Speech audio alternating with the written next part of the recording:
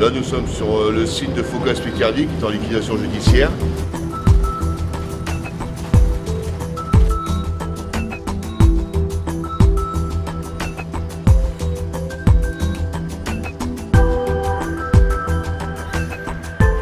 Nous sommes en train de préparer un camion avec des pièces pour emmener à Paris, pour montrer notre savoir-faire. Comme Paris ne vient pas à nous, c'est nous qui allons à Paris. Montrer que le savoir-faire, il faut qu'il reste chez nous. On a des gens capables de le faire. Et que l'État nous aide aussi, nous, en tant que Soissonnais, pas aider que les grosses sociétés ou les banques, en nous aidant, nous, les petites entreprises, à rester, à perdurer dans le temps. On a été carrément oubliés. Le bassin Soissonnais, on a perdu toutes les grosses entreprises. Il n'y a plus rien dans le coin.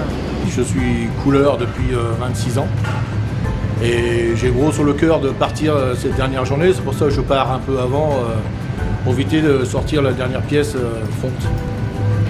130 personnes sur le carreau, et dont tous professionnels.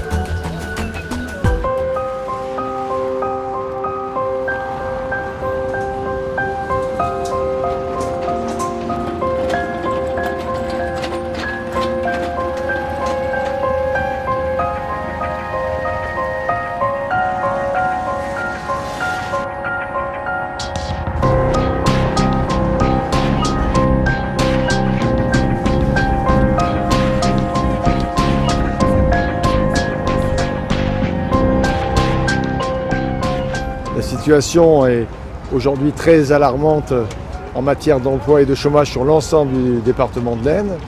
Elle est particulièrement dramatique sur le secteur de Soissons. L'appel est en direction des pouvoirs publics et de l'État pour prendre en considération la situation de notre département et en particulier du bassin soissonnais. Le masque, c'est pour signifier la transparence. On est inconnu, on n'est pas connu, on dit Soissonnais, il n'y a personne qui vient nous voir. Donc à travers son masque, on montre qu'on n'existe pas. Phocas a été repris en 2008, sinon la société existe depuis 1882. On est en liquidation judiciaire, donc les gens seront licenciés à partir du 13. Et ben que l'État se mouille un peu plus, donne plus de moyens pour garder des emplois que de payer des chômeurs, je pense qu'il serait plus gagnant à terme. Et notre démarche ce matin, notamment autour d'une revendication principale qui est l'obtention d'une conférence territoriale du Soissonnais pour la création et la revitalisation des friches industrielles entre autres. Aujourd'hui, Phocas est mort parce que le patron est un voyou et un véreux qui a pris cet argent plutôt que de le réinjecter, a détourné cet argent à ses défunts personnels. Pour les salariés de Bassy, le débat, la revendication principale, c'est on ne lâchera rien. On veut maintenir cette activité. Il n'y a pas de raison de transférer l'activité puisque le site, notre site de Villeneuve-Saint-Germain ne perd pas d'argent. Aujourd'hui, il y a facilement, avec les sous-traitants, 180 voire 200 emplois supprimés sur le Soissonnais. Il y a une ville sinistrée où il n'y a pas d'emploi, il n'y a pas de débouchés. Aujourd'hui, les seules possibilités pour les Soissonnais, c'est de venir travailler sur Paris. Aujourd'hui, on parle des 35 heures, mais les 35 heures, on les passe dans les voitures. Aujourd'hui, il y a un total ras-le-bol. Alors, aujourd'hui, on est venu manifester à Paris dans le calme et dans la paix. On essaye de faire nos revendications et on est parqués comme des animaux. C'est inadmissible. Les personnes ne peuvent même pas aller aux toilettes. Il y a plus de CRS que de manifestants. On ne laisse pas partir. On va l'uriner, on ne laisse pas uriner. On est juste venu protester. On n'est pas en casseur. On n'a pas de barre de fer, on n'a pas d'outils, on n'a pas de couteau dans nos poches. Le seul cri qu'on a, c'est notre cri de désespoir.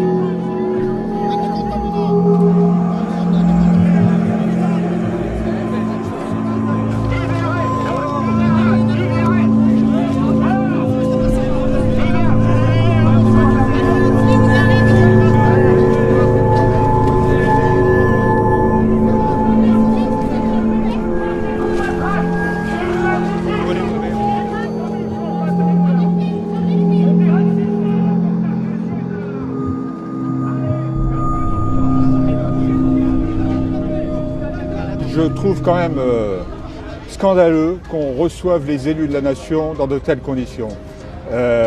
Qu'on les reçoive à coups de bombes lacrymogènes, à coups de manchettes.